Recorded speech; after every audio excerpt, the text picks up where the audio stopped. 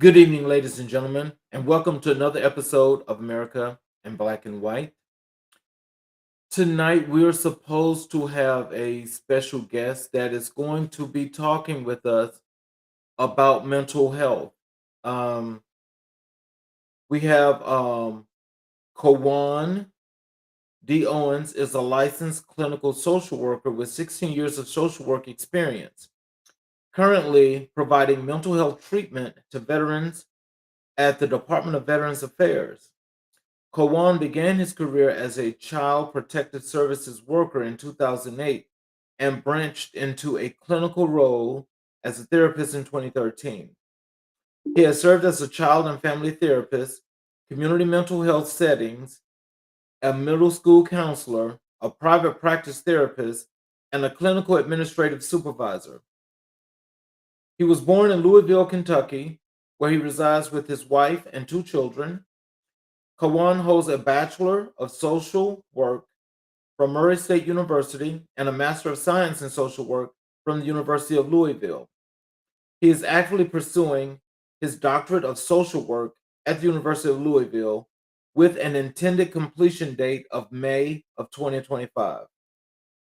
He is a proud member of Alpha Phi Alpha Fraternity Incorporated. Cowann crossed the burning sands into the Zeta Omicron chapter at Murray State University in the fall of 2006 and later joined the Alpha Lambda graduate chapter. His hobbies include playing video games, weightlifting, burning meat on the grill, and hanging out with his family. He fancies himself as an athlete playing football in high school in 2000 at Kentucky State champions Go Louisville Male, collegiate and semi pro levels, and wrestling professional as Big Zo since 2014. His top five values are faith, family, happiness, making a difference, and health. Cowann believes that if you have a dream, you're never too old to accomplish it unless you're dead. Live while you're alive. You're only guaranteed one shot at life, so make the most of it. Ladies and gentlemen, Mr. Cowann Owens, please. Greetings and salutations. My pleasure to be here with you, Mr. King. Oh boy. Uh, Can you guys hear me okay? Uh-oh. how you doing, sir? I'm doing quite well. Are we having audio difficulties or you just gotta get the headset in? No, just I forgot to put the buds in. Okay. Yeah, Sorry I've about had that. some these microphones have been a little hit and miss, so you had me worried. I was like, uh-oh, do I need to figure out a different situation on my end? No, sir. All right. So is there anything you'd like to add to your bio? Uh Nothing in particular. I mean, I definitely appreciate all the kind words you said. I think I guess the biggest thing is that we're in an interesting time right now. Hmm. So I'm hoping if there's anything that I can do for the world, it's to be able to offer a safe space for people to be able to feel like they can open up. I hope that if I'm doing my job, that I'm able to help people to feel more comfortable in their own skin. I'm hope that I'm able to be an advocate. These are all things like I think what's most important is that it's so often that when we do these introductions, and I appreciate how eloquent you were and saying all these kind words for me. I appreciate that. But we lose sight of like who we are based off of what we do and basically like how do I earn a paycheck. So it's like, oh, this guy's a therapist, this guy's an author, this guy's a pro wrestler, and that's cool. But more importantly, it's like this guy's a father, this guy's a husband, and you hit on those points. But I think that people have a tendency to lose sight and lose focus of the value, the intrinsic value that they hold in the world. um, and I really appreciate you mentioning my values, faith, family, health, making a difference, those things that are so valuable to me. So I think that speaks more heavily than any job description, any title. Those are the things that kind of keep me going. So I just really appreciate this time, this avenue, and this atmosphere. Um, And I guess while I'm running my mouth, let me give a little background on my journey as far as my DSW, which is a doctorate in social work. Because I think if I tell this, it'll help people to understand a little bit about me. Like I toyed with the idea of going back to school and getting a doctorate in social work, but it was when I was listening to a book on tape from one of my social work heroes, Brene Brown and Tarana Burks. You Are Your Best Thing. Tarana Burks, known for the Me Too movement. But just listening to the forward of that book, and they were talking about, this is shortly after the pandemic or kind of in the lull of it, the importance of being able to make a difference and advocate for others. And when I realized that although professionally, all I really need is a master's in social work to be a therapist. Like I'm not going to get some kind of great raise or promotion or advancement from having the DSW in of itself. But I realized that I owed it to the field of social work and I owed it to my clients to be able to gain a seat at the table, to be able to have that opportunity to amplify my voice, to be a better steward for other people. So that's a big part of my journey, is just kind of being a servant to others. First of all, servants of all, we shall transcend all. If you know, you know. Well, let's delve into you as a social worker. Can you tell us what inspired you to pursue your career in mental health? So, honestly, when I started off in undergrad at Murray State, I knew that I wanted to be a therapist. I didn't necessarily know all of the avenues to get there. So, like anybody else, I was like, well, I, how did I get to wanting to be a therapist? Because I've always liked to help people. So we'll start off there. I always want to help people. I always fancy myself as somebody who's pretty decent at communicating. I like to talk. And the idea of being able to talk and make a living out of having conversations and making people feel better, that was really appealing to me. So I actually started off as a psychology major because I was like, okay, psychologist, that's a therapist. That's just what I knew to be the trajectory, the route to get there. I had a professor, Pat McCutcheon, who told me about halfway through my junior year. Uh, she's like, you know that you can do the same thing with a master's in social work, that you basically require a doctorate in psychology. And at that point, although I knew that I kind of sort of wanted to get my doctorate, halfway through your junior year, when you're really struggling with stats and all those classes in psychology, I was like, man, getting out of school a few years sooner sounds kind of tempting. So I learned more about the field of social work, and I was like, let me stick my toes in this water and see what this is about. And I realized in doing that, I found my tribe. I found a lot of people that, like, the stuff I was learning in psychology, and this is no knock on psychologists, no knock on the field of psychology, because we take a lot from psychology, sociology to make social work.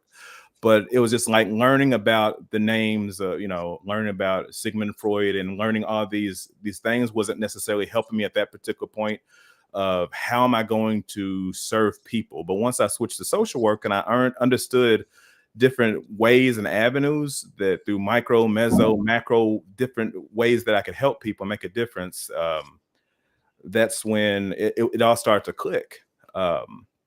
That same professor also told me that you could have a really good opportunity career working with veterans. So I always kept that in the back of my head. So fast forward 20 or so years later, I'm like, all right, let's do that. And she wasn't wrong. Pat McKitchen was definitely somebody who was very wise. So I thank her for a lot of my success today. So, can you tell us, is that like you just have this natural connection to people and just wanting to help people, or was that like a learned experience for you?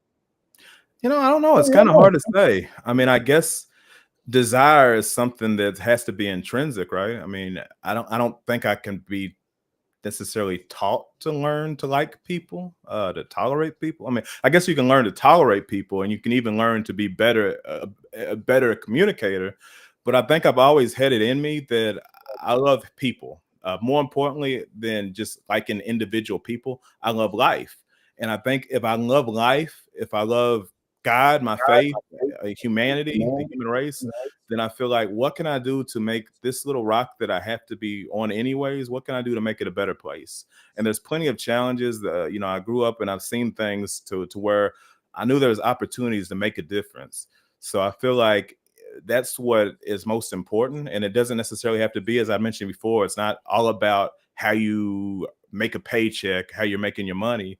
But I think there's all kinds of different ways that we can make a difference. Like whether it's holding a door open for them, whether it's telling a joke for somebody, seeing a smile on somebody's face. It's also, and maybe this is a spoiler alert because I'm sure we'll talk about this more, but I'm actually a professional wrestler for the same reason that I'm a therapist, because being able to help people to feel, whether it's to help somebody to feel happy because they're cheering for the good guy, or to help to make somebody feel emotionally invested because I'm the bad guy and I'm strong and I'm growling and I'm making them invest into the other person they really want to see win, helping people to suspend disbelief.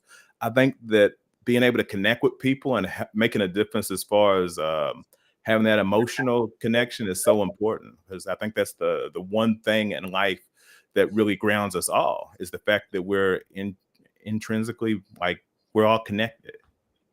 Mhm. Can you describe a particularly challenging case you've worked on and how you handled it? Mm. Okay. Well, I don't know. There's a bunch of cake now, so it feels like a job interview, right? I have to start thinking about, do we go with the therapy? Because I don't want to break HIPAA and start talking about people's personal stuff. No, you don't Um, have to divulge names. Where I don't sure, want you sure. to do that. Of I course not. understand. But so I've been in the field for about close to 17 years. So there's a lot of things to consider. I say that during my time as a CPS worker, Child Protective Services worker, you see a lot of things. You know, that's how I cut my teeth, was working with child and families. So getting those phone calls at 4 in the morning, and I worked in Trimble County, which was an hour, or is an hour away from where I live in Louisville. So getting phone calls at 4 in the morning that some children have to be removed due to cases of sexual abuse, or due to a particular case that I'm thinking about was a small child um, who was in a situation where there was kind of a love triangle going on with, without going into too many details, but a wife, a girlfriend, and a husband, and there was significant abuse on the girlfriend, who was the child's mother, and the conditions the child was in was deplorable. He was covered in bruises. The mother ended up having her mouth wired shut, and just the conditions and situations that they were in. Like a dilapidated trailer. You could look down, you could see like the floor, like literally the ground, like through the baseboard of the floors. Um, Metal fans that are open without covers, so like little kid could literally put his hand in and just chop his arm off. Substance abuse, just a lot of really, really challenging things, like going into homes and seeing that there's feces covered on the walls, and just a lot of really challenging situations. So being able to have the opportunity to, I'm not in the business of saving and rescuing people. I don't believe that that's my job, but being able to empower other people to get beyond their circumstance, to be able to give other people the tools and the resources, the support, more importantly, the encouragement to be able to go to the next level. I think that's super important. Um, one of the challenging cases that I dealt with in that line of work too, actually, when I moved forward to become a child and family therapist, I left that particular job. I got a phone call from a former client. Um, don't know exactly how she tracked me down, but I guess Cowann's a pretty easy to find name. But she tracked me down, called me at my new place of employment, and this is a woman who, young woman, probably early 20s at the time. Um, and she called. I terminated parental rights, or I was involved in the process. I didn't make the decision, but the judge made the decision to terminate parental rights on two of her young children. Her boyfriend ended up dying. He was in jail. He died, drug overdose. Just terrible situation. But she called, and I had no idea why she was calling. She's like, "Cowann, I just wanted to tell you how much I appreciate you, and I just want to thank you, because out of all of the situations, all of the circumstances that I was in, you believed in me, even when I didn't believe in myself. And you encouraged me, and you gave me every opportunity to try to get my kids back. And I know that they ultimately ended up going to a better home at that time because I wasn't ready to be the mother that they needed or deserved to be. But fast forward, I know that you saved my life because I could be dead just like my her past partner. I could be dead like him, but I'm still alive. I found God, and now I have a beautiful daughter that I'm able to raise and pour so much into. And I have a great relationship with the adopted parents, and still is able to have contact with their children. So she called, went out of her way to thank me, because when you're in this line of work, man, it can be very thankless because you're the baby snatcher, so to speak. So when people are able to come back and thank you for that, it makes all the difference.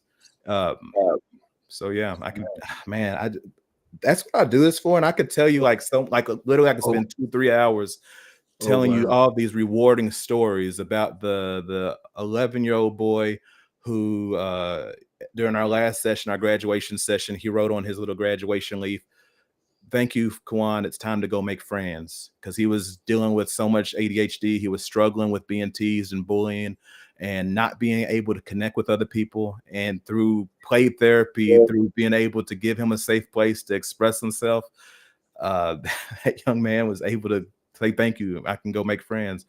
And there's just so many stories, whether it's through therapy, whether it's through CPS, whether it's through being a middle school counselor, being a pro wrestler, where I've just been able to have people welcome me into their lives and see their be a part of their journey, because it's not me that's doing the work, it's them that's doing the work, and I'm just kind of helping to kind of guide it. It's kind of like a spotter when you're lifting weights. Like, the person under the bar is the one doing all the pushing. I'm just making sure the bar doesn't fall on your throat. I'm just here to support.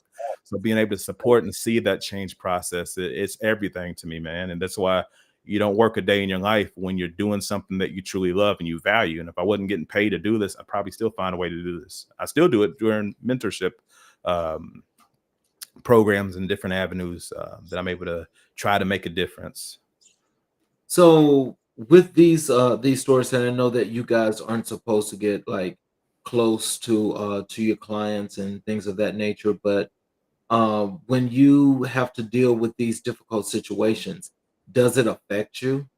Oh, of course. Yeah. And anybody that says that you can get in this line of work and not get close to your clients doesn't understand what this work is. And that's not saying that you don't, but just in general, when people make those statements or those claims, is you have to I can't cross the boundary and tell the client they're my friend, or tell the client, you can love your clients. Like, I truly believe that the people that I work with, I love them.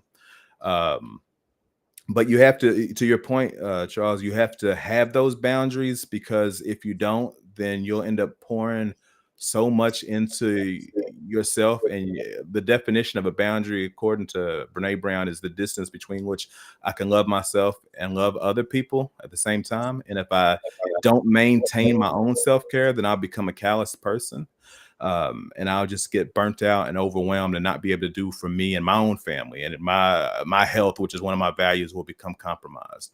But I think that absolutely you have to become close with your clients within reason, because they can feel that. I think that the most important aspect of what I do in therapy is forging connections, because if people don't feel like the person across from them believes them, that if they don't feel safe enough to be able to open up and say whatever it is that they need to say, the good, the bad, the ugly, to have a safe place to be transparent and be the real version of themselves, to take that mask off for 30 to 60 minutes, like, that's what we're able to give people. And if you can't look at that person with love, with adoration, with humility, and realize how vulnerable they're being, then, man, you're not in the right line of work. It's not for the faint of heart, but it's so rewarding to be able to have that connection and have people that are willing to allow you to be a part of their journey. It's everything, man.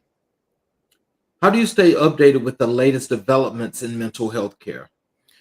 Well, so I work on a BHIP team, behavioral health interdisciplinary program, which means that I'm blessed to be around a lot of people that are smarter than myself. So as intelligent as I am, I don't ever want to be in a room where I feel like I'm the smartest person in the room. So I make it a point to gather and be in situations that, even though I'm the supervisor, I'm surrounded by psychiatrists, psychologists, nurse practitioners, RNs, other social workers, therapists, all kinds of people with all kinds of credentials, all kinds of letters.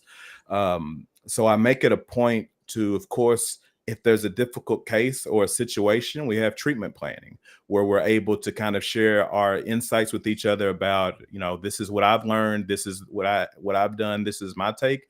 So being able to surround yourself by other people that are able to give you different perspectives, I think that's the first place. Like, I was talking to a psychiatrist the other day that was talking to me about how important Philip Pinel was in the history of psychology and about moral psychology and all these different things. That although yes, I learned it 20 years ago or whatever, but it's stuff that you may forget. So iron sharpening iron, being around other people. I love reading books. But honestly, a lot of my reading books, because of time constraints, is audiobooks. I love to listen to audiobooks. What are the Brene Browns or whatever type of books I can get my hands on. I love listening to a lot of informative YouTubes, podcasts similar to this. So I'm hoping that somebody's out there listening to this and they're getting something of value from this, because this is the stuff that I love. I love to always take the opportunity to be on a podcast, to provide a YouTube video, because that's my main outlet of media, to be able to, what are some educational avenues? I try to stay plugged in the news. Of course, as an LCSW, licensed clinical social worker, I have to get at least 30 CEUs every 3 years. So those CEUs are continuing education units. So those trainings that I have to go to that are mandated and required. So I'm staying up on those, just reading news articles, honestly, being a part of in a DSW program right now and being around other students. You're having to read a lot of articles and infuse yourself with knowledge. So that's a few ways that I like to stay up on knowledge. So, what strategies do you use to build trust with your clients? So the first thing that I like to do is I will, similar to how you started off this interview, you were able to give that background information about me. A lot of people don't feel as comfortable being able to be so vulnerable and open with clients, and it's not always super appropriate. Um, but within reason, I like to tell people who I am. So I give them a background. I tell them, if I feel like it's appropriate, about my family history, about my work history, about the things that inspire me and motivate me, about, what it is that I'm hoping to get out of the situation. So I think when you're able to be open and honest and vulnerable about that and let people in a little bit, like, I'm not going to give you my personal phone number, my home address, or things like to that nature, and say, call me anytime, because I think that that's a poor boundary. But I think being able to open up and telling people a little bit about you, and being able to give those anecdotes, to be able to be vulnerable and say, hey, I can tell you about a time that I had this challenge too. Now, you don't want to make their therapy session about you, because they're the paying customer, even if it's through insurance or VA services or whatever it is. Like, they're the paying customer at the end of the day. So I can't make the therapy session about me. But I think within limits, being able to use a little bit of self-disclosure. I tell people that the world's greatest therapist is effective with 70% of their clients. And that's not a statistic I made up. That's just a fact. The world's absolute greatest therapist is going to have at least 30% of the people they work with, they're not going to make a lick of bit of difference for. And it's not because of their interventions or their lack of wisdom or intelligence or whatever it is they're trying to do. It's because I start off with most sessions, I say, hey, do you like ice cream? And then people usually 9 times out of 10, yeah, I like ice cream. If they don't like ice cream, I ask, do you like pizza or something like that? But 9 times out of 10, people say they like ice cream. I ask, what's your favorite flavor? They might say Rocky Road. And I say, okay, you like Rocky Road ice cream, but what if I turn out to be cookies and cream? So, so there's Are the you serious? So, you never know. So I might turn out to be cookies and cream. So you might be somebody that's like, I really like Rocky Road, but cookies and cream's pretty good. So I can settle for it. So I start off with that and connect with something that people can relate to, because most people like ice cream, even if they are a little lactose intolerant, like a lot of us tend to be at a certain age. Uh, you know, most people can relate to liking something sweet like that. So I say, look, if you're like Rocky Road and I turn out to be mint chocolate chip, it's important to you to know that if I'm not your flavor of ice cream after a few sessions, what's most important isn't my ego. It's about you getting the best help you need. So that might mean that you need to connect with somebody else, if not me. So empowering people to know that their therapeutic journey is their therapeutic journey, and it's not about me. Now, there's going to be certain interventions where, if like dialectical behavioral therapy, DBT, there's a limited number of DBT therapists or CBT, cognitive behavioral therapy for insomnia. There's specific interventions that somebody might get referred to me for, to where this spill won't necessarily make a whole lot of sense. Or if somebody's specifically looking for an African American male therapist, I'm kind of a unicorn in this field. I'm a double minority in that regard.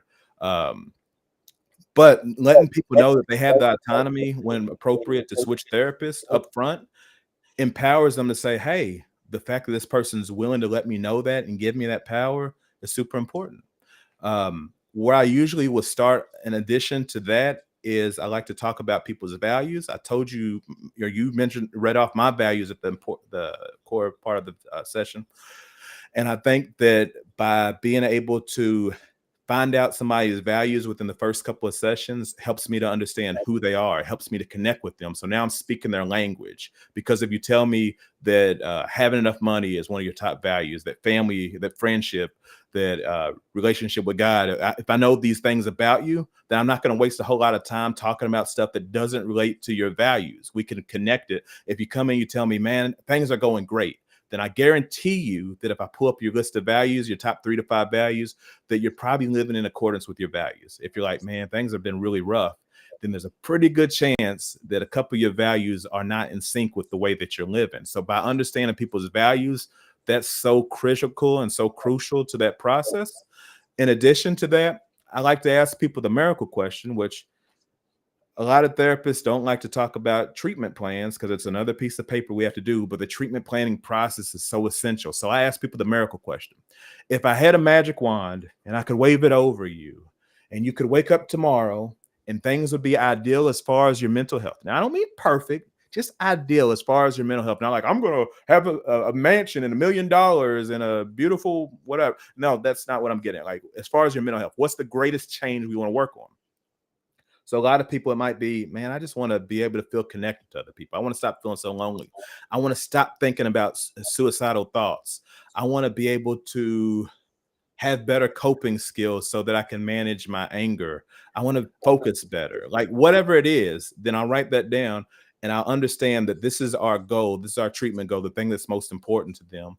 And that will help to guide the direction that we go. So by doing that, that helps to establish connection because people know that I'm committed to them and I'm able to pull out a part of them that maybe they didn't even know was there or they forgot was there and bring in awareness.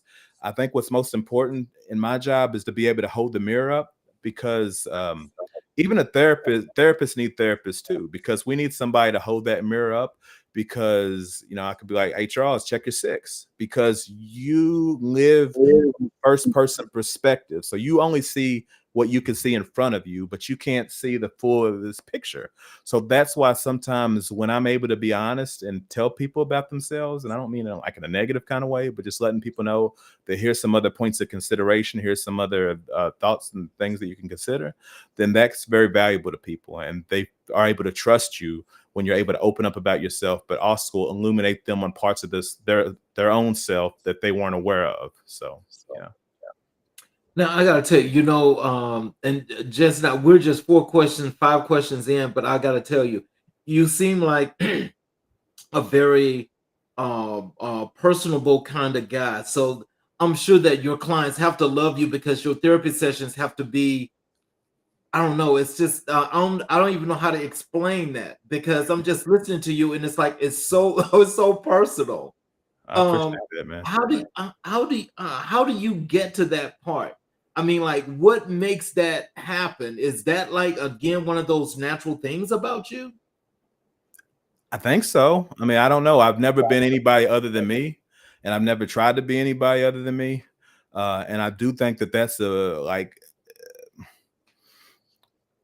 I'm not selling myself short. Mhm. I know that I'm an intelligent person, but I'm not the smartest person. I know that I'm a strong person, but I'm not the strongest person. Mhm. One thing that I pride myself off of is being fairly charismatic, being able to connect with people. And it's not like um, I'm doing any kind of magical voodoo or I've read a million books that have taught me how to do this. It's just because I genuinely am passionate about people. And if I'm Mhm. passionate about people, anything that you're passionate about, I believe it will show in your expression and the way in which you're able to communicate that. If you are passionate about cars, then you'll probably express your passion and love for cars. And I look under that hood and I see that Hemi, and it just, this gonna rev your engine. See what I'm saying there? I got the dad jokes too. But I Yeah. think it's just so important that if it's something you're passionate about, and I'm passionate about connection, I'm passionate about seeing other people live up to their value and see their own worth. So I think, yeah, I think going back to your couple questions ago, I genuinely love my clients. Now, there's some clients that I don't like that much, if I'm completely honest, because, and it's not like, oh, I dislike that person, but sometimes you have people that are a little bit more challenged and they come in with that mindset that they're not a little bit more resistant to change. And they're going to be so down on themselves. And no matter how positive and affable I can be, they're going to have that Eeyore, well, it's going to rain today. So I think what I bring to the table is just myself, as far as just being honest, and I think that that's helpful. That's a key ingredient. Is just trying to give people the opportunity to just be you, man. Be you, because I'm gonna be 100% me. If you can be 100% you, then that's how I'm able to change people. And I want to make it clear that that's my flavor of ice cream.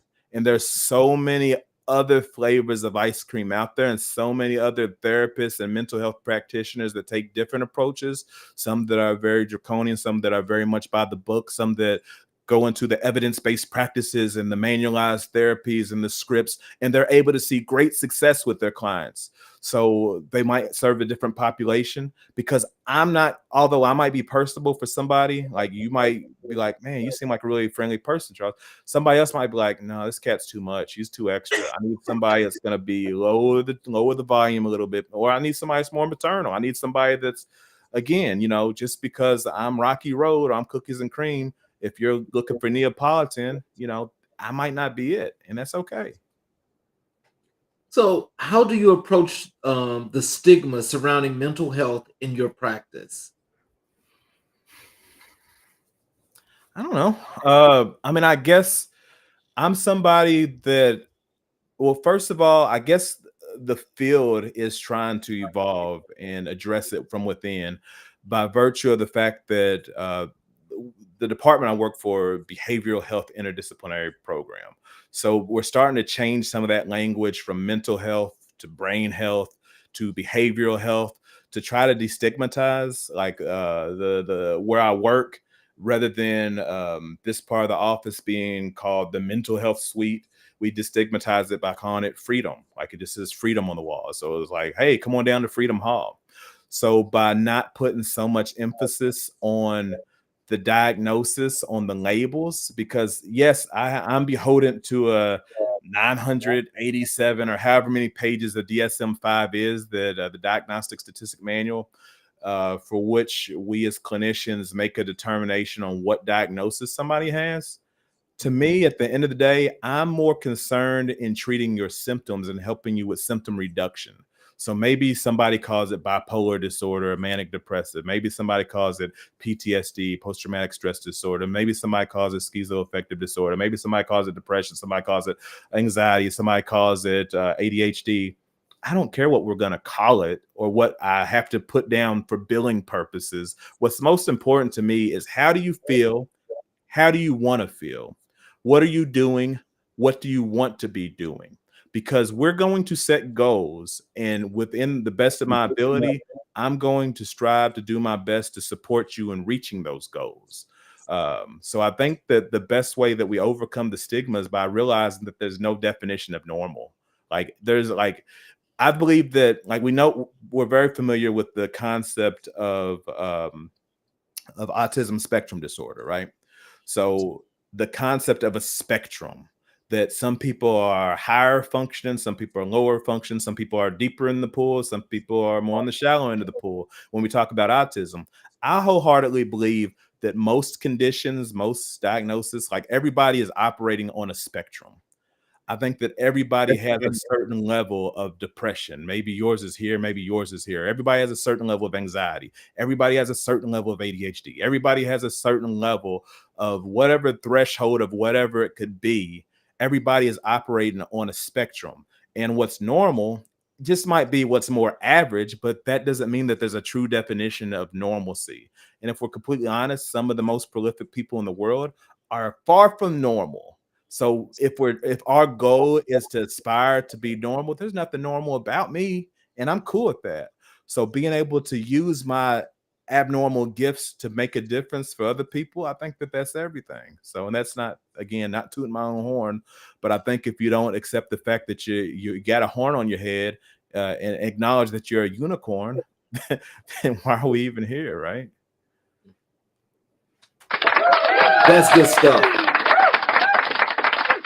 That's good stuff. That's good stuff. Appreciate We that. we gonna come back to more of that because right now, I mean, this is on the road. But let's change this up a little bit. All right. And I want you to tell us what motivated you to become a mentor. Mm. I mean, I think there's no way that I would be sitting here in front of you if I didn't have people pour into me, if I didn't have mentors in my life. If I'm somebody who has, I've been an athlete for as long as I can remember, but really started organized sports in the 6th grade. So from playing football and and having those coaches that Coach Redmond at Mill High School, one of the greatest high school football coaches of all time, in my estimate. Being able to be trained in professional wrestling and having mentors like Rip Rogers, one of the greatest professional wrestler coaches of all time, and Al Snow, again, a legend in his own right. Like there's all these people, and I'm not saying that, I'm not just trying to build egos and say, oh, I had all these particularly renowned mentors. I don't think it's about the name, but I think it's about the heart and about what they're pouring into you. And I know that I've had people that have poured greatness into me. Um, I had a mother and father, that taught me that to believe in myself because I'm capable of doing anything.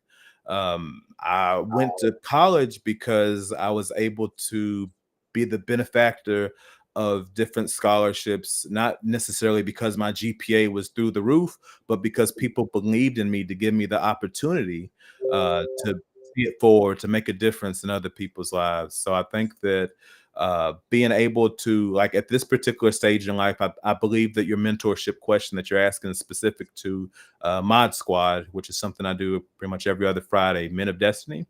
And I work with young men to help them to find whatever their destiny might look like.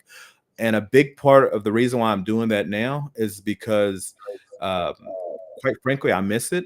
In undergrad, I started a project, Clay, Cultivating Leadership Amongst Youth, and I didn't have as much time to really pour into that in the way that I want to see it get off the ground. Now, fast forward, I've had the opportunity to work with children, families, and youth, and see the difference that having positive role models and figures could do in those regards. And I think that now that I work with mostly adults, as I work with veterans, is the primary population that I work with. So they're all at least 18 that I'm working with. So I don't get to see kids as much. So as a father, and seeing the importance of being able to be in the lives of my kids is for them, and being able to not be other people's kids, a father or anything like that. But I think just letting people know that there's somebody that they don't have to necessarily be related to me to love me unconditionally and to value me and to tell me how important I am and help me to believe how important I am, because ultimately that's going to be the difference in making this world a better place and being able to pour into this next up and coming generation. I think that's how we make a difference. Mm. How do you identify the needs of your mentees? You ask them. I think that that's got to be the starting point, right? Like there's there's a certain thing called paternalism that I think that a lot of young up and coming social workers are, I don't want to say guilty of, because it's not like you're a bad person, but we go to school and we get these fancy degrees and this education and we believe that we know it all. But sometimes the person that decided to come to you came to you for a particular reason, or their mama, the daddy, or whoever brought them to you. So having that conversation about, again, if I had a magic wand, what is it that you want to see from this relationship? So it's not about me pouring into them what I want to see. It's about, who do you want to see? What are the goals that you have for you? What is the life that you want to live? Because I can only be me and they can only be the best version of them. So helping me to help them to attain whatever their goals and greatness might look like. So I think asking them, right? Um, I mean, there's going to be some things where your gut's going to say this person might benefit from improved communication. This person might benefit from working on depression. This person might, like, there's going to be some common sense type of situations. Um, but you got to start with the main goal as being whatever it is they want to work on. And then after that, you can start throwing out some suggestions like, hey, have you also considered this avenue? Have you also considered this approach? Have you also considered working on this? And they can say no. And you got to move on, because ultimately they came to you. They're the paying customer, even if they're not paying, they're still coming to you for service.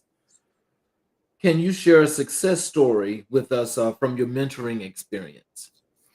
I mean, I think that you have, well, in this particular juncture, I've only been with this particular group for a short period of time.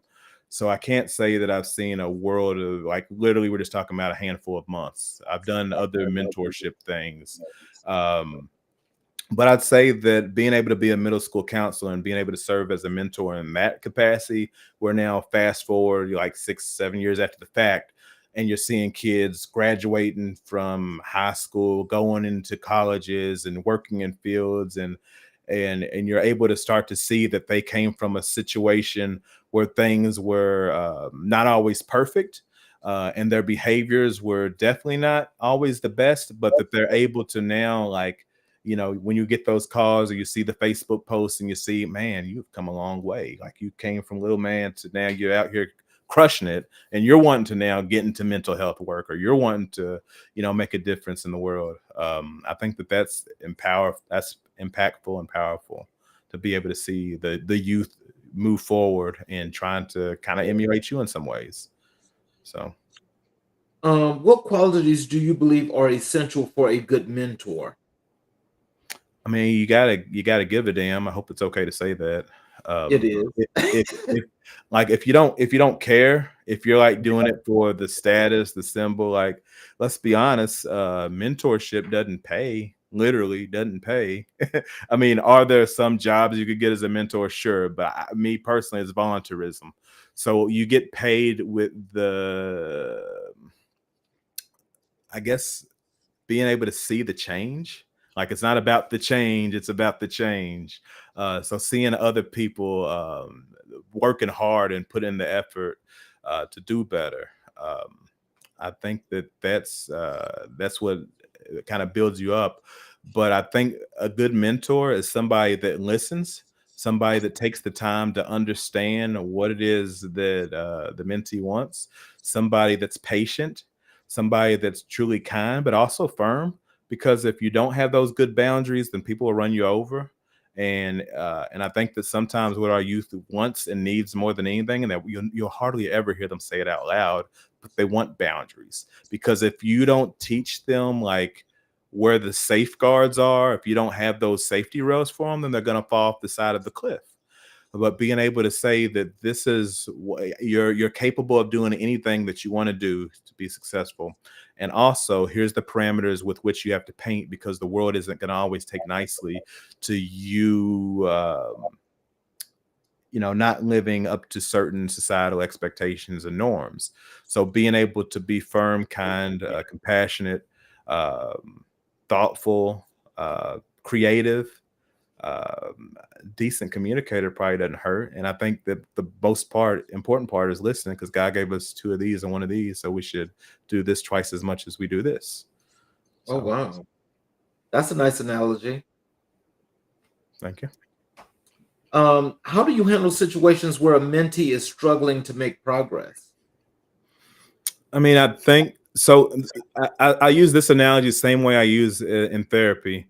And I think that it's important that you slow cook the process. It's like there shouldn't be like this time limit. Like, we live in this microwave society where we want to like pop the hot pocket in and be ready to eat like a meal in 2 minutes. But like in theory, you could probably cook chili in the microwave from scratch. You probably could, but would you want to eat that? I I don't would. think.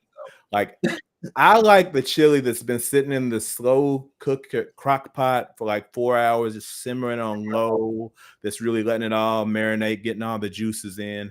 To me, that's what I like. So when I think about a mentee that's not making success or having the success that I want, then I'm like, is it that they're not having the success, or is it just not on my timeline? So it might be a little bit more patience, a little bit more patience, a little bit more patience. So I think that by being able to say, look, I'm gonna wait here with you until you're ready, but also being able to put those boundaries up and saying, look, if you're not ready for the change, because there's stages of change, and if you're in the pre-contemplation stage where you don't really know that you want to make the change, then I'm going to give you the autonomy to make the decision that if this isn't your time to be involved in this program, that quite literally you're not legally bonded or obligated to be here. So when you're ready to make a difference, if you're ready for this change, then understand that I'm going to be here and I'm ready, willing, and able to dive in and dig in deep with you to make this change. But you can't force people. You can't force kids to make the change before they're ready. But it's so crucial that you don't try to pop it in that microwave and instant cook it, because you got to slow cook it to see true sustainable change. Because anybody can be performative and put on a mask for a few minutes or even a couple of days. But if we want to see long-term sustainable change, it takes time, because it took a lot of time for them to get the other way. So it's going to take a lot of time for them to make the change. It's not an instant type of process. Let's make another pivot and let's talk about your DSW, because I can see that that is not just popular but it's very important, but also I can see that it's lending a lot of this good work that you're doing here in the social work area. What was the focus of your doctoral research? So I just made the transition from doctoral student to doctoral candidate just a couple months ago, actually. And my capstone project that I'm currently in the crux of is related to the field in which I work in, which is with veterans, or the clientele population, I should say, the field of social work or mental health. But the client population that I primarily serve is veterans. So what I've aspired to find out is what are veterans' perceptions of the VA, because I feel like the VA, being the largest healthcare agency in America, like it's huge. Um, but not every veteran chooses to go to the VA for their care. And I wanted to understand why, because as a therapist, I get to hear the stories, the success stories about how much people love the VA. And I also hear the other side of stories as a therapist and confidence, when people are telling me about the frustrations they're having with their benefits and the challenges they're having with their providers, and about the lack of care that they got from this person, that person, and how things have also changed. Like the stories that you're going to get talking to somebody that served in Iraq versus somebody that served in Vietnam, it's going to be very different, because a lot of time has elapsed and there's been a lot of change. So I wanted to understand the perception from the veteran, and not just kind of the whitewashed happy-go-lucky version that statistics can sometimes give us. I wanted to learn from the veterans directly what's the good, the bad, the ugly, and how can the Department of Veterans Affairs do better by veterans. So that's something that I've aspired to learn more about. How can I better serve the population that I swore to serve? That's a very interesting dissertation. Sure. Because I can tell you a lot about that as a veteran. Oh, well, there you go. There you go. And so you are painfully aware that veterans are 1.5 times more likely to complete suicide or to commit suicide. That So, depends upon what they did in the military.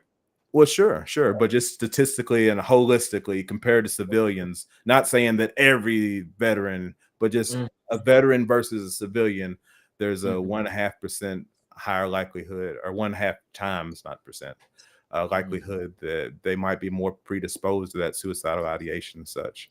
So being able to mhm. understand how can we help those people that have been through that to not literally throw their life away, because they have so much to offer. They've already made so many other sacrifices to not unnecessarily hit the stop button when they still got some life left to live. So, Yes. How has earning your DSW influenced your professional practice?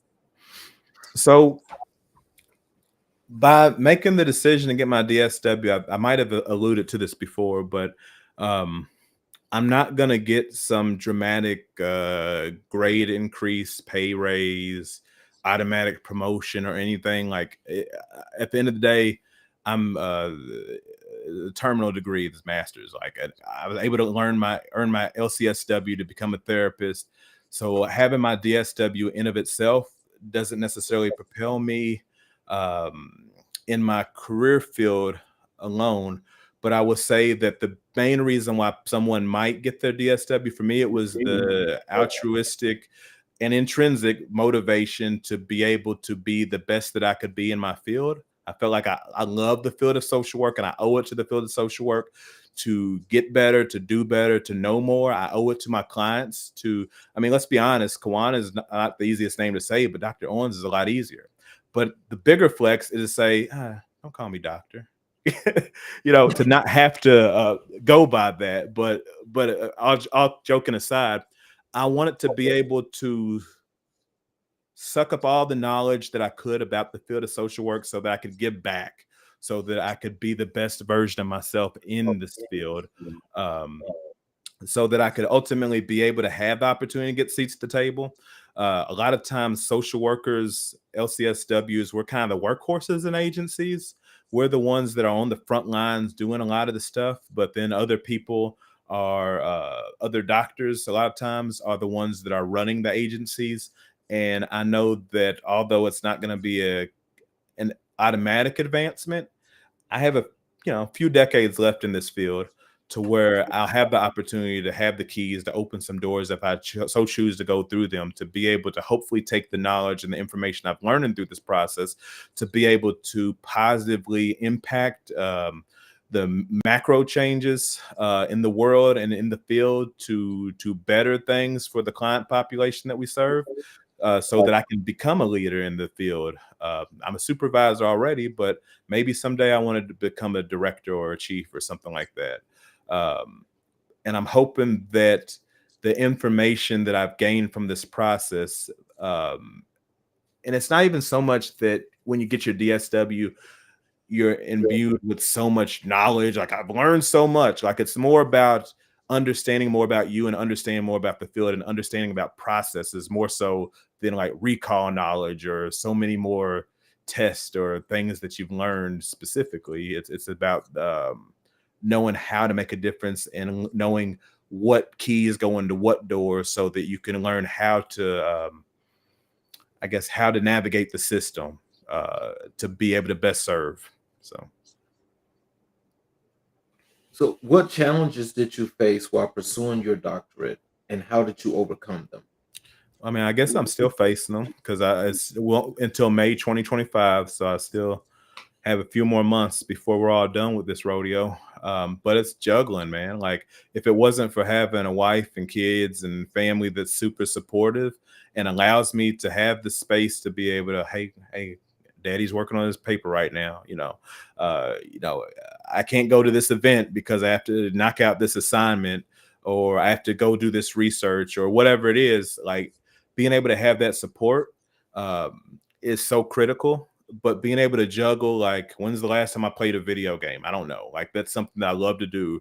How often do I get to wrestle compared to when I used to? Because a lot of times the bookers, the promoters assume, oh well, Zoe's too busy right now, so let's not worry him. We have other guys that their schedules are more flexible. He's too busy with school right now. There's going to be some times that you miss out on some family functions. You miss out on some events. You're not able to go to all the things that you would like to go to. So time management, not having the time to read like you'd like to watch TV like you'd like to just relax. So I mean, there's a lot that goes into that 3-year process for the school that I'm at, U of L.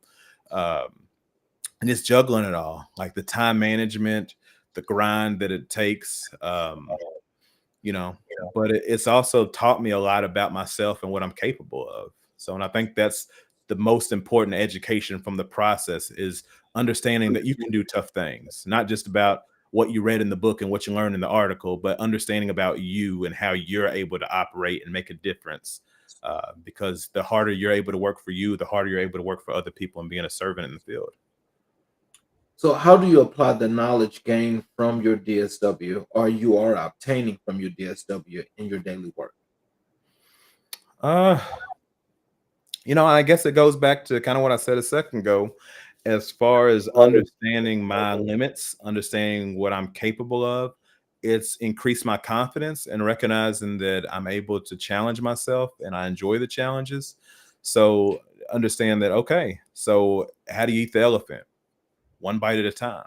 So that's how I've attacked this DSW program, and learning that if I just pace myself like that crock pot, slow cook it, then I'm able to accomplish most anything that's set before me. And I think that that's what this process has taught me more than anything. So applying that to all avenues and all aspects of life is so important.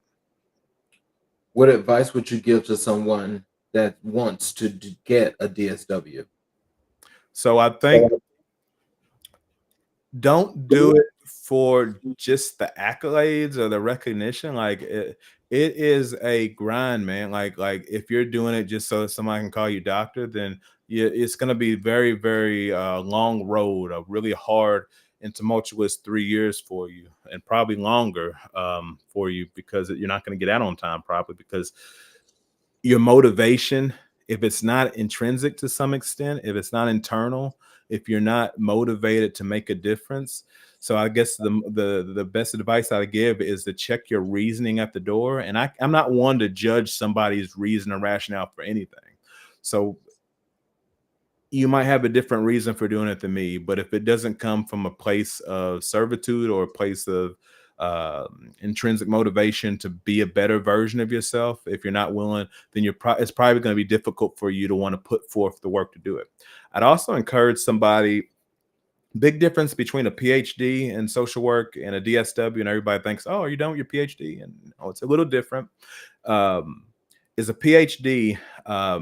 It's like 100% like you're focused on school, academia. You're in the field. Most people that are working on their PhDs are just working on their PhDs. They're not doing a whole lot of working outside of it. And it's very much research focused. In the DSW process, I'm definitely doing a capstone program versus a full dissertation. The capstone is an abbreviated version, but the flip side is that when you're doing your DSW, at least at U of L, I can't speak for all programs, the expectation is that you're probably working, like you're a full-time employee. So this is kind of a part-time gig, because they're wanting you to be a leader in your field and your profession, to bring something to the table. As far as, if you just graduated with your bachelor's and your master's a couple years ago, and you're like, I want to go get my DSW, you're probably a little too wet behind the ears to be able to conceptualize what it is that they're wanting you to be able to apply in this program. I'm not saying that you can't do it or you can't be successful, but it's a practice degree. So they want you to have some practice in the field, so then you can go forward and practice all of the stuff that the PhDs are working so hard to do the research to get the information, and then we can apply it. It's a push pull. It's a marriage. Um, Okay.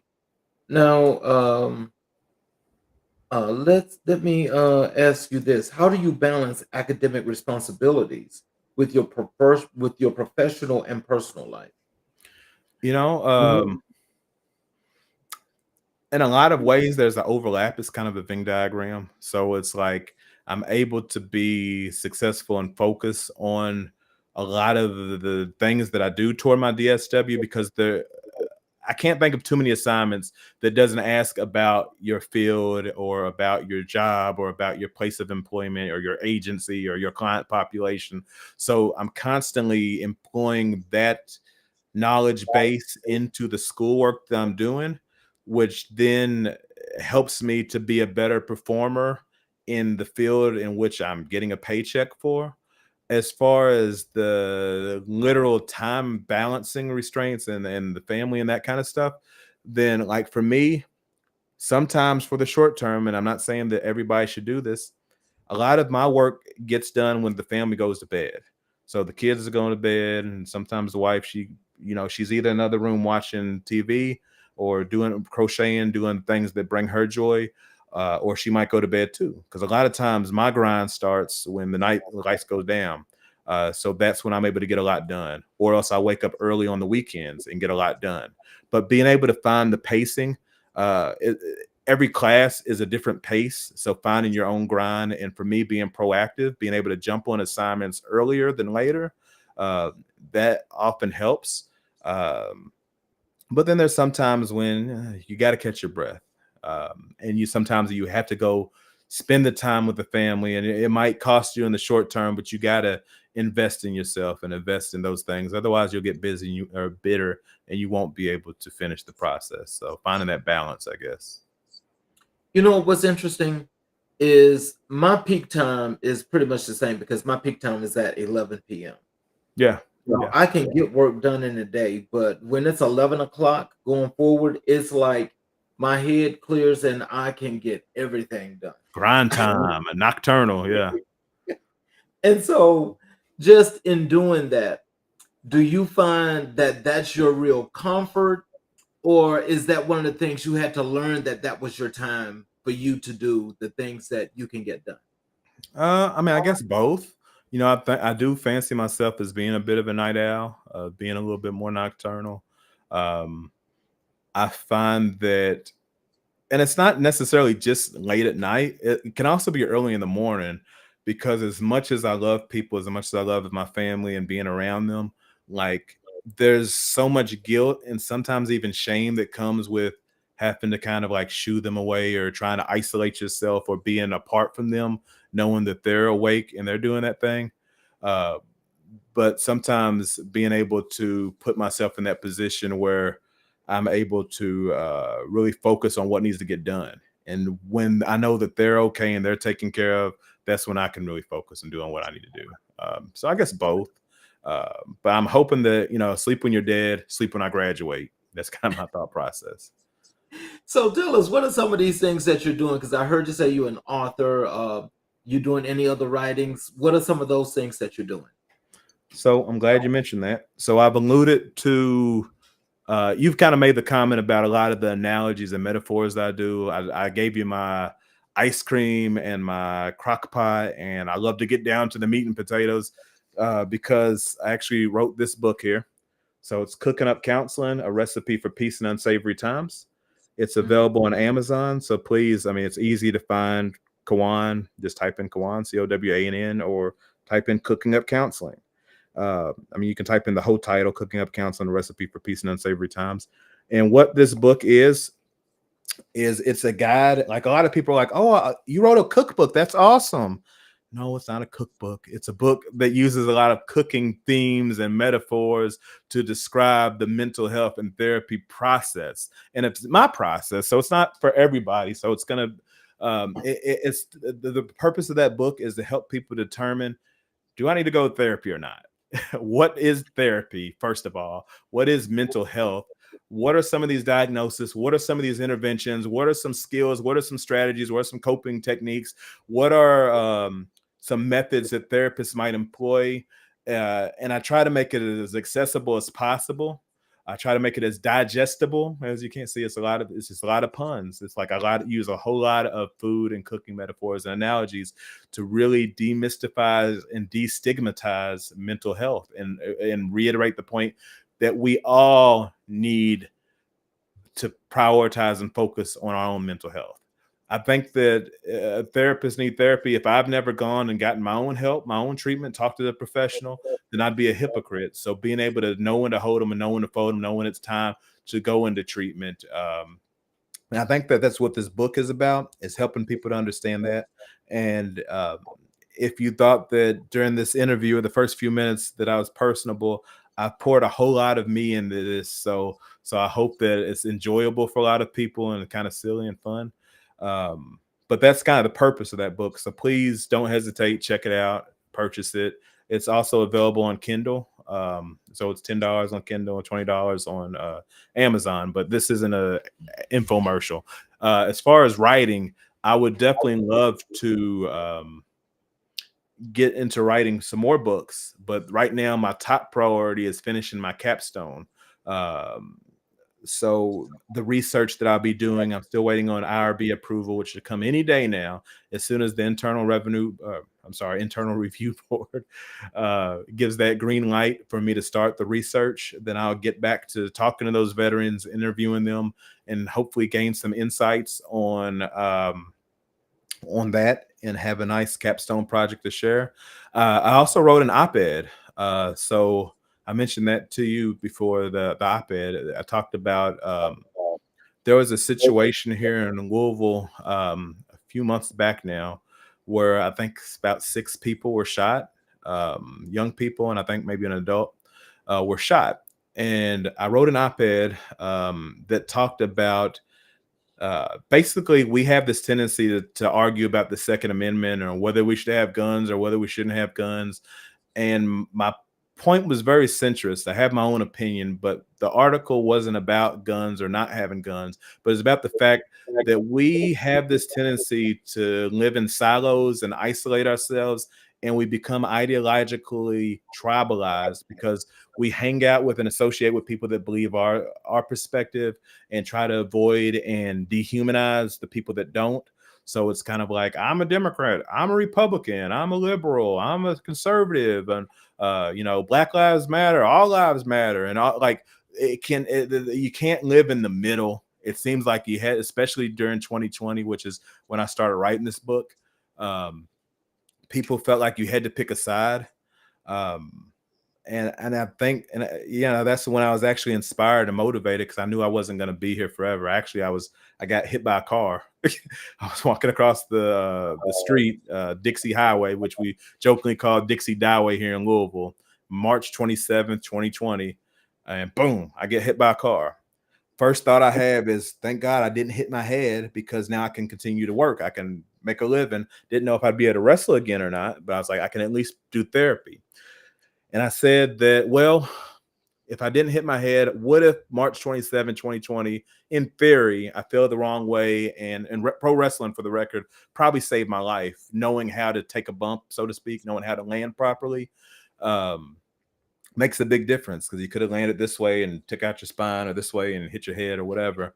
But I thought heavily after that about, man, if I would have not survived, then my story would be done. My mom, who passed away 9 years ago, always wanted to write a book, and she never got a chance to. So I said, I think that one of the most important stages in grief, one that people don't know about, the 6th stage, which is finding meaning. So I wanted to find meaning by letting her live vicariously through me, by finishing a book, because I also knew that eventually I'm going to die. Like, it's a 100% guarantee we're all going to die. None of us are going to make it out of this thing alive. So when I do, I want my kids, I want my former clients, the clients that I've never had, and hopefully while I'm alive too, please buy this book while I'm still alive. But when I die, this thing is going to outlive me. It's going to memorialize the work that I've been able to do with people. And I think that that's important. So that was when I made the decision to write the book, was when I got hit by the car. So I went all over the place, man. You talk about op-eds, talked about books, talked about writing. I love your spirit. Yeah, man. I love appreciate your spirit. Not everybody, can deal in the real, you know. And I'm just listening to you, and it's like it's all about the real, Right. and I love the way you frame it. And so, was there anything else that happened in your life that put you in that perspective? or is this just what you grew to be? I I don't know. I mean, that's a honest. I don't know how to answer that. I mean, I can say that my parents, I mentioned them before. Like my dad, he's still alive, and he still very much encourages me and motivates me to work hard. And you know, my mom, you can do anything, you can be anything. So I've had a lot of positivity poured into me, and I've just always had a spirit of if you want to do it, go do it. And I don't mean to minimize or invalidate anybody that struggles with things because I'm not saying that any of this comes easy for me, but I wanted to play football. So I played football. I wanted to go to college. So I went to college. I wanted to, uh, play semi pro football. I did that. I wanted to be a professional wrestler. So I did that. I wanted to write a book. So I did that.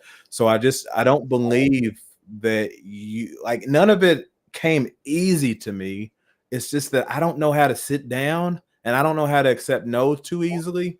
So I just know that if I eat that elephant one bite at a time, then eventually I'm going to have it all gone. And I think that's the perspective I take with things.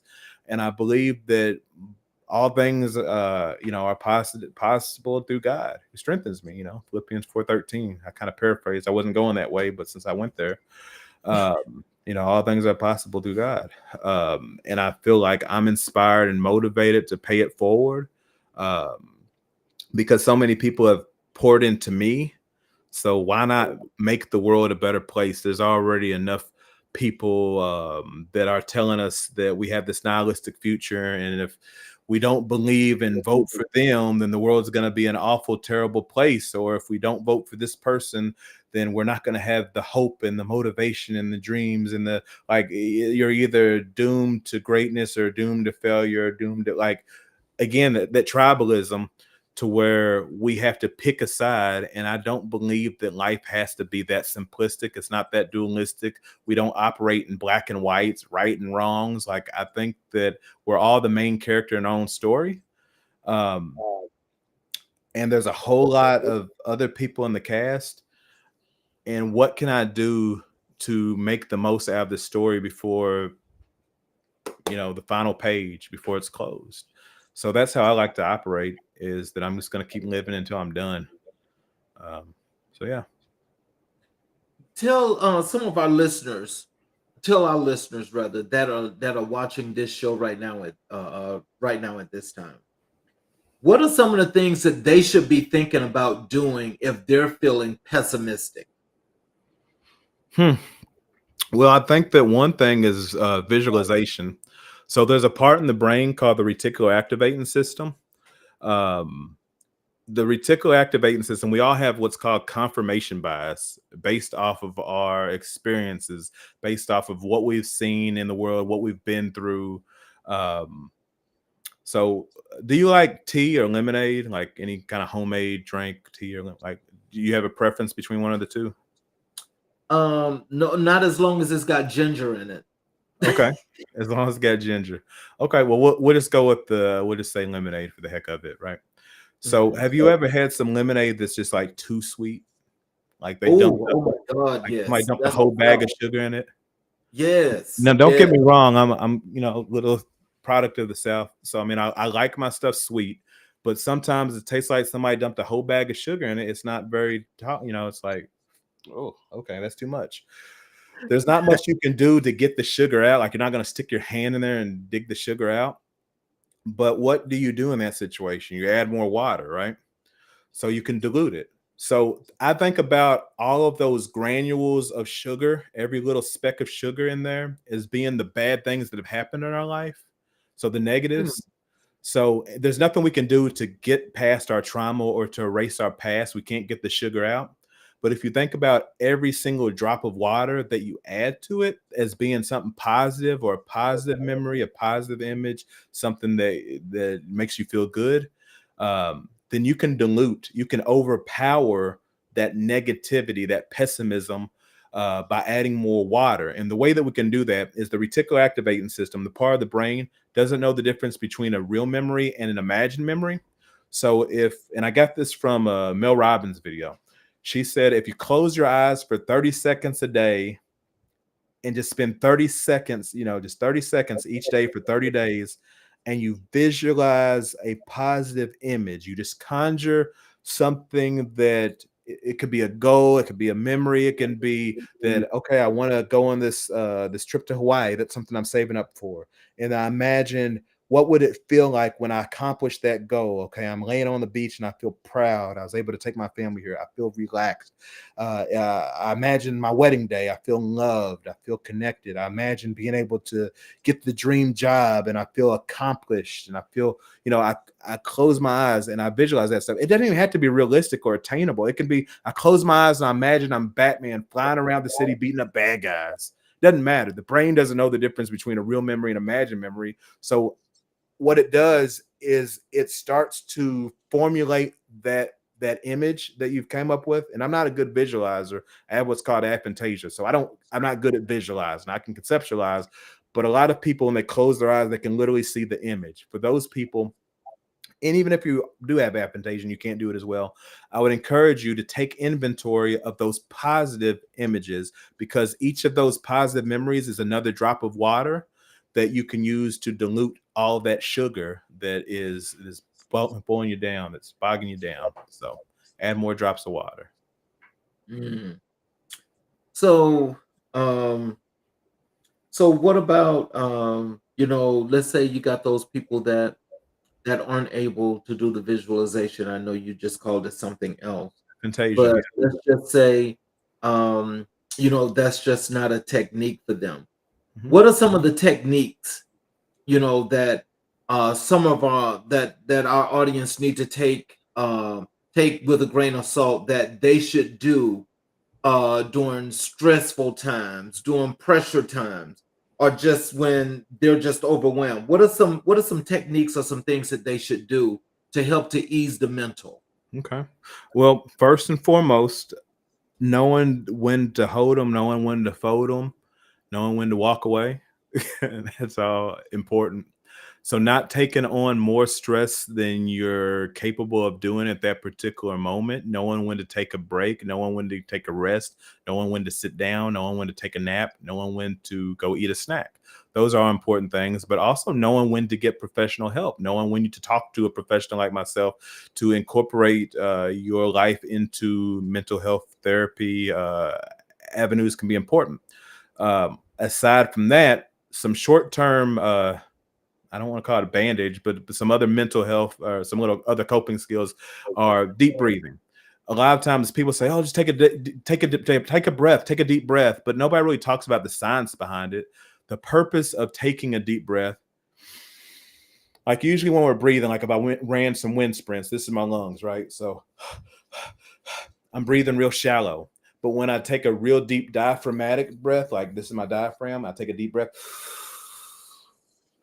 then I pull in a substantially higher volume of oxygen, which goes into my nose, my esophagus, my lungs, blows my lungs up through my bloodstream, my vessels, into my heart, and eventually to my brain. So we're hitting a huge infusion of oxygen to our brain, which helps us to slow down, helps us to calm down, helps us to relax, helps us to think smarter. So quite literally, taking a deep breath can make a big difference. I like to do box breathing, where I breathe in for 4 seconds through my nose, hold it for 4 seconds, breathe out of my mouth slowly for 4 seconds, hold it for 4 seconds, and do that 4 times. It's box because like a square.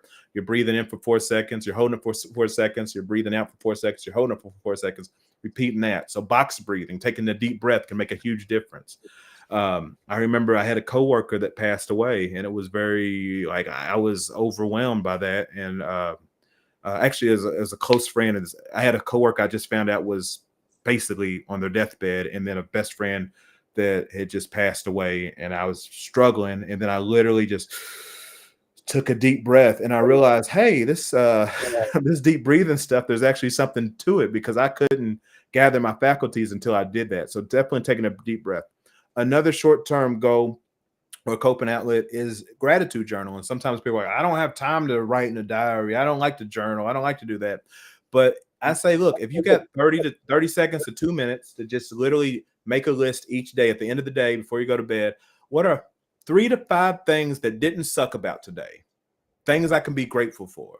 And it doesn't have to be, oh my gosh, I changed the world. I was on this wonderful world renowned podcast with Mr. Charles King. It doesn't have to be anything wonderful and magical. It can be, I had a really delicious sandwich. I had a good conversation with a friend. I went on a walk. It was sunny today. I'm wearing my favorite shirt. It was very soft. It doesn't have to be world changing, but if you can just come up with a list of 3 to 5 things and just jot it down, and you do that every single day, then after a while, it'll help to shift your reticular activating system and focus on, hey, there are some things that don't suck so bad in my life. And you can look back like a month, 2 months, 3 months later at all that list of good stuff and realize that even when I'm having a crappy day, here's this big old list of all these things I could be grateful for. So as opposed to focusing on the pessimistic stuff and the negative, you're able to reshift your focus to more positive things and feel inspired by your own positivity. So breathing, visualization, gratitude journal, meditation or mindfulness, closing your eyes and just being mindful, being aware. Also grounding. Grounding is a technique where we think about our 5 senses. Some people like go touch grass. So there's literally the go touch grass grounding where you're barefooted and you touch grass and that's one type of grounding. Type of grounding I'm talking about is and that other, not to take anything away from the other one, but it's where we think about our 5 senses. A lot of times when people are having panic attacks or anxiety attacks, then what are 5 things that I can see? What are 4 things that I can touch? What are 3 things that I can hear? What are 2 things that I can smell? What's 1 thing that I can taste? And you don't have to get caught up on the numbers, but by taking inventory of my senses, okay, I can feel my shirt, I can feel my hair, I can feel my my shoes, my pants on the ground. I can smell the coffee I just drunk. I can hear my own voice. I can hear the fan in the background. I can hear the clock. I can but just take an inventory of the things that you can hear in the senses. That's another opportunity. So, and then talking to somebody, opening up, talking to somebody that you care about. That's another avenue. And if you don't have somebody, getting on social media, making a friend, just talking to somebody, putting it down, journaling, writing letters. These are all positive outlets that can help you when you're kind of feeling overwhelmed and stressed. What one easy thing is by identifying the emotion. If you just say out loud, I'm feeling angry, I'm feeling stressed, I'm feeling sad, then by being vulnerable enough to identify the emotion, will take that emotion from a 10 down to maybe a 9.5. It will just help you to recognize, because if I don't know where I'm at, then I don't know where I'm going. So that's important sometimes, to just be aware of our emotions. Well, I got one final great big question for you. Oh man. What role do you believe social workers play in the broader mental health care system? Well, I think, and I don't know the statistics on this, but I would venture to say that the majority of therapists are probably social workers. I would venture to say that we make up the vast majority statistically of the field. Um, I don't know how accurate or what the percentage is, but I'm pretty sure that I've heard that somewhere. Um, I think that social workers, the biggest impact we can make is to recognize the imperfections in the world and to advocate for the need to make those changes, to be able to support other people, to be able to have the conversations, the dialogue, to do the research, whether you're a PhD or a DSW, recognizing what are the things that need to be changed in the world to make it a better place. So I think that social workers are uniquely positioned compared to even some other fields, because we really focus on the psychosocial and the socioeconomic and all the other factors of connection that maybe some of the other fields, and this isn't a knock on psychologists or LMFTs or anybody else, LPCCs and all the other ones. Not a knock on them in any kind of way, but I think that social workers, because we're really trained to focus on the micro, the meso, the macro, the small, the medium, the big, and how it all plays together, then we can look at how does society function, because the reality is that social workers aren't just therapists. Social workers can be a million different things, doing a million different, they can be the teachers, the educators, they can definitely be the frontline workers, they can be the counselors, the CPS workers, the drug resource people, the child, domestic violence, interpersonal violence workers, all the different places that social workers go and lend their services. But most importantly, just being an ear to listen and a shoulder to cry on when necessary. But more importantly, that hand up to be able to support somebody, in that mirror to help somebody to see, their potential and their greatness. So I think that that's so valuable. Um, Also, I know this is the end, so I want to make sure to say this too. I don't believe that there's such thing as good emotions and bad emotions. I don't think there's like the bad emotions are sad, mad, angry, frustrated, overwhelmed, and the good emotions are happy, love, excitement. I don't think there's good or bad emotions. I think emotions are like a indicator light on a car, like the check engine light, the checker tire, the seat belt, the airbag, all those lights, they're just information. So I think it's so important and critical that you're able to be aware of what emotion are you experiencing. Because just like if I put an address on the GPS, I'm about to head to Tennessee. If I don't know that I'm currently positioned in Louisville, then I'm not going to know how to get to Clarksville, Tennessee. So if I don't know that right now I'm feeling sad, mad, overwhelmed, frustrated, or irritated, then I'm not going to know how to get to happiness. I'm not going to know the direction of I need to take a left or I need to take a right. So it's so important that we recognize that there's not good or bad emotions. I might be motivated to experience the good emotions more. I might be motivated to avoid the emotions that aren't so pleasant. But I think that people to understand and bring that to help people to understand and bring that, be able to present and say whatever they need to say. So,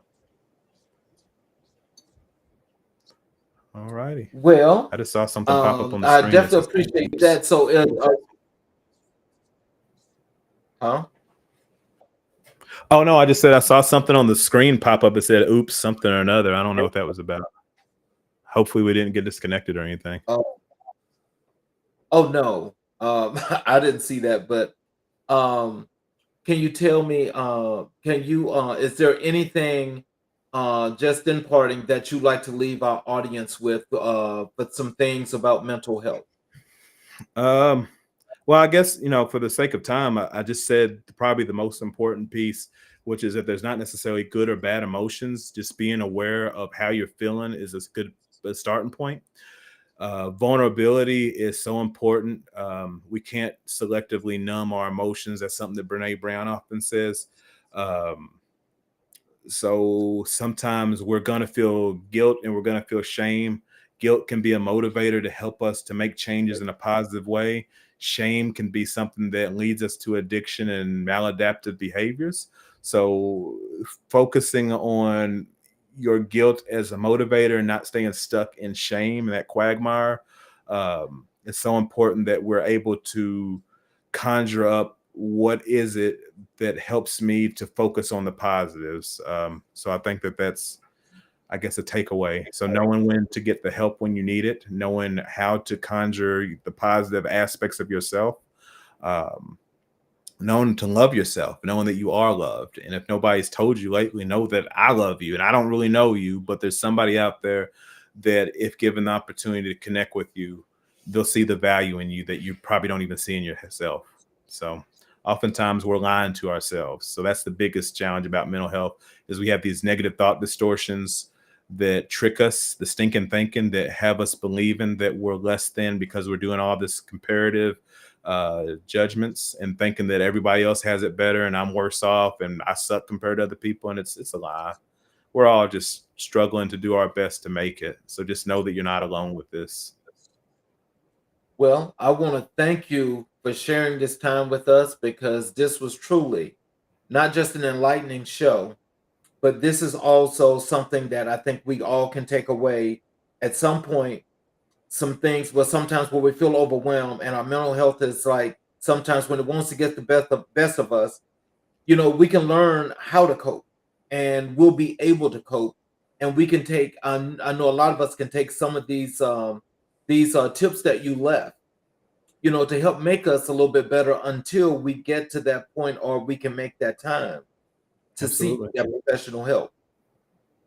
So, for those of you that were watching on the YouTube channel, I would appreciate if you guys that haven't, if you would please subscribe and hit the notifications button so that each and every time we have a show, in case you miss it, you will be able to go back and watch the show. You can watch any of the shows from previous past because they're all there on the channel. And for those of you that are outside the YouTube channel, please, if you're logging into the website or if you're logging into the channel, please hit the subscription button because it's very important that we keep you not only as fans, but we keep you informed. I would like to thank each and every individual that was here with us tonight, including Mr. Owens, for sharing a lot of good information with us. I hope you come back. Yeah. And for those of you that were here, please come back and watch us again tomorrow. We have another great show tomorrow evening. To all of you, have a great day, and we will see you all tomorrow. Thank you again, Mr. Owens.